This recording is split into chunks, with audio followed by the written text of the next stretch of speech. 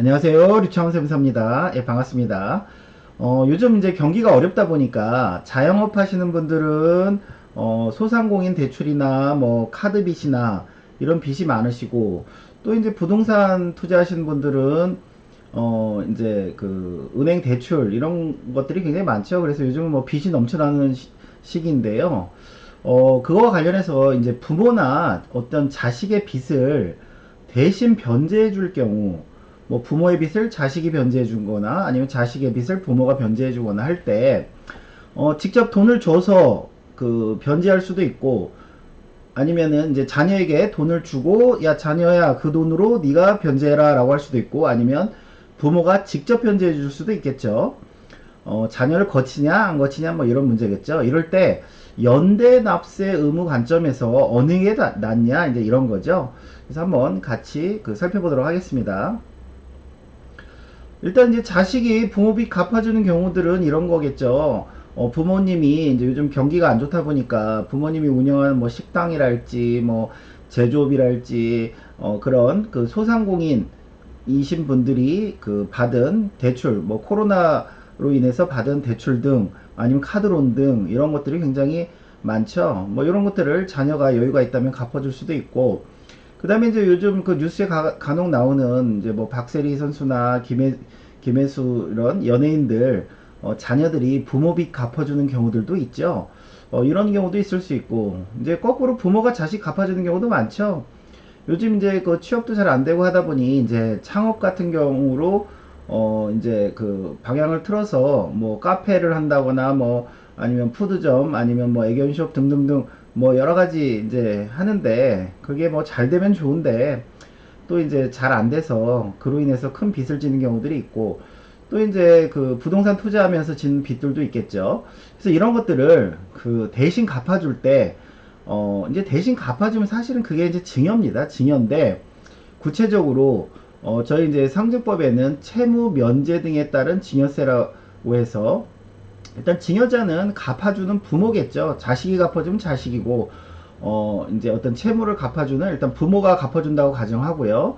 그럼 채권자에게 채무 변제를 한 부모가 증여자가 되는 것이고, 그 다음에 부모로부터 채무의 인수나 또는 변제를 받은 자녀가 이제 증여받은 자, 수증자가 되는 것이고, 그럼 증여재산가액은 무엇이냐라고 하면 그 변제받은 그 채무액이겠죠.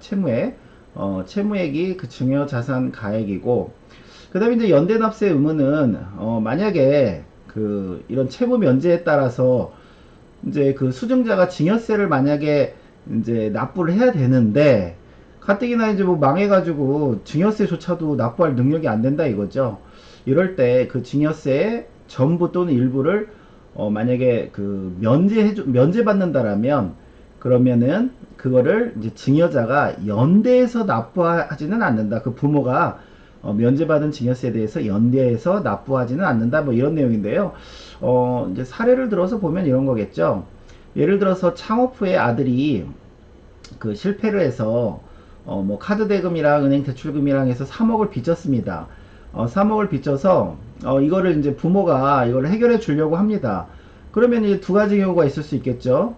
그 자녀에게 직접 3억을 주고, 야 이거 네가 갚어, 그 네가 그 진 뭐 카드사든 은행이든 네가 직접 갚아라 라고 할 수도 있고, 아니면 부모님께서 아들을 거치지 않고 직접 변제해 줄 수도 있겠죠. 그러면 일단 3억에 대한 증여세는 동일합니다. 일단 3억을 그 자녀의 빚 3억을 갚아줬기 때문에 3억이 증여 가액이 되는 것이고요. 부모 자식 간 언제 5천 빼준다고 가정하고, 그러면은 그 세율이 1억까지는 10%, 그 1억에서 5억 사이는 20%인데 그 계산 이렇게 하면 되겠죠. 20% 곱하고 누진공제 1,000만원 빼주면 4천만 원이 증여세인데, 그러면 이제 그 자녀는 이 증여세를 내야 된단 말이죠. 근데 이제 1번 동그라미랑 2번 동그라미 이 경우에 따라서 내용이 좀 달라진다는 거죠. 무슨 말이에요? 이 채무 면제에 따른 이 증여세 같은 경우, 만약에 이 아들이 이 증여세를 납부할 능력이 없어요. 케이스 1번입니다. 능력이 없어요. 그러면 여기 법 내용 보시면 그 채무 면제 등에 따른 증여세를 과세하는 경우, 수증자가 아들이 증여세를 납부할 능력이 없다고 인정되는 경우로서, 그럼 어떤 경우냐? 체납 처분을 하여도 증여세에 대한 조세 채권 확보하기 곤란한 경우, 즉 아들의 뭐든 있는 거 없는 거 다 긁어 모아봐야 이 증여세 납부할 능력이 안 된다는 거죠. 그런 경우는 증여세의 일부, 뭐 그 일부는 만약에 낼 돈이 있다면 일부 또는 전부를 면제한다. 면제하는 규정이 요 그 채무 면제에 따른 요 증여세는 자녀가 만약에 납부할 능력이 안 된다 하면 요 증여세도 이 4천만 원 낼 거 요것도 면제해 주겠다. 근데 그러면 보통 이제 자녀들이 수증자가 증여세를 안 내면 그 증여자 그 부모에 대해서 연대 납세 의무를 그 지어지는 경우들이 있는데요.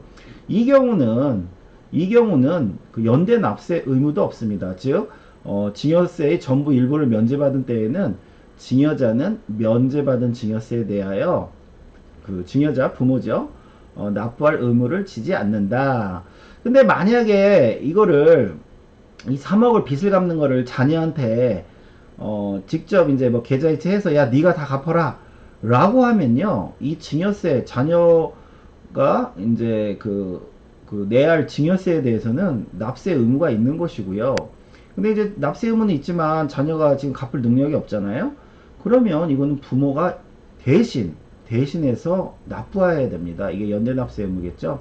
그래서 이렇게 빚을 갚을 때요, 직접 돈을 줘서 갚게 하지 마시고 반드시 채권자에게 직접 변제하는 방식으로 꼭 이렇게 해주셔야지만 요 연대 납세 의무 요거로부터 자유로워질 수 있고요.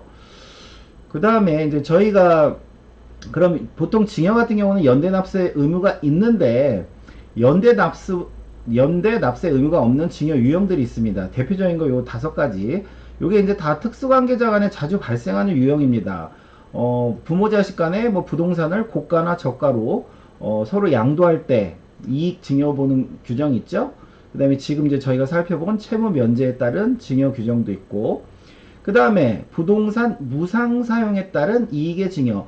뭐 이것도 예전에 제가 말씀드렸지만 부모의 땅 위에 자녀가 예를 들어서 뭐 그 건물을 지어서 어떻게 보면 부모의 땅을 무상 사용하는 거죠. 이럴 때 발생할 수 있는 이익의 증여.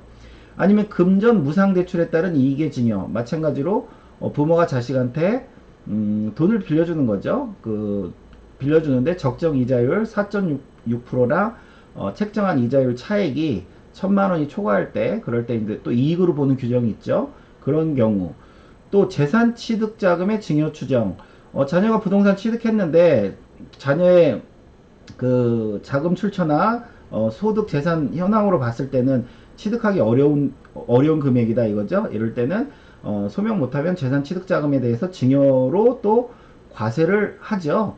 이런 경우에 대해서는요, 자녀가 만약에 이제 증여세를 내야 되는데 그걸 못 냈을 때 그럴 때 그 부모에게 연대 납세 의무가 주어지지는 않는다. 그런 유형이 있다는 거. 그래서 요거 꼭 그 빚 갚아줄 때는 직접 채권자에게 직접 변제해 주자는 거. 요것도 뭐 좀 중요한 내용이니까요. 좀 참고하시면 좋을 것 같습니다. 감사합니다.